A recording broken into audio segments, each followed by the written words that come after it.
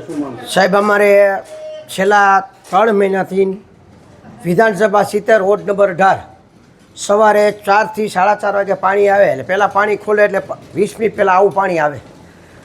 પછી આ ડોલની અંદર જો કદડાવાળું પાણી આવે, પછી થોડીક વાર પાણી સારું આપે, ત્યાં નળ બંધ કરી દે.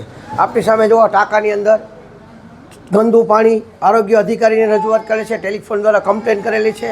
4-4:30 પાણી આવે, પાણી અનિયમિત દેવામાં આવે અને એકદમ ગંધારું ગંદકી આવે. ગંદકી થાય આ પાણી. તમે શુદ્ધ કરો તો લેબોરેટરીમાં લઈ જાઓ. હજી બે દિવસ પહેલાં મારી ફરિયાદ હતી તો બાબરિયા શેરી નંબર 5માંથી 17 નંબરના અધિકારીઓ સેમ્પલ લઈ ગયા છે આરોગ્ય પાણીના. હજી અહીંયા પણ પ્રશ્ન સોલ્વ નથી થયો.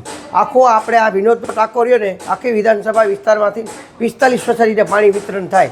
વિનોદનગર, સુખરાનનગર, અયોધ્યાનગર, મોરાઈનગર, બાબરિયાનગર, પુરસાદ સોસાયટી, સદ્ધાનગર સોસાયટી, પારસ સોસાયટી, ન્યૂ ગોકુંડના, રાધાનગર, લાલબહાદુરમાં આ બધે પાણીની સમસ્યા. ધરામ, લક્ષ્મણમાં આ બધા વિસ્તારમાં આ પાણી સપ્લાય થાય છે.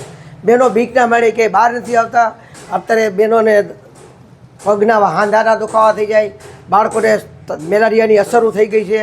અમુક ઘરે હાલી નથી શકતા. હમણાં તમને બેનની ઘરે જ લઈ જાય છે. જે બેનની જે હાંધાને પગ જલાઈ ગયા. આપની સમજ જુઓ, અવારનવાર આ ફૂડ પોઈઝન અધિકારી, આરોગ્ય અધિકારીને રજૂઆત કરેલી છે કે તમે અમારા 18 નંબરની અંદર આર્થિક પછાત લોકો રહેતા હોય તો તમે આ વહેલી તકે આ નાનો એરિયો હોય ને આ એરિયામાંથી બીજી વખત કોર્પોરેટર જ્યારે ભાજપના રિપીટ થયા હોય એને પણ રજૂઆત કરેલ છે. 17 નંબરના કોર્પોરેટરશ્રીને ધ્યાનમાં લીધેલું. રાજકોટ મેયરને પણ રજૂઆત કરેલ છે અને કમિશનર સાહેબને ફોન કરે તો ફોન ઉપાડતા નથી.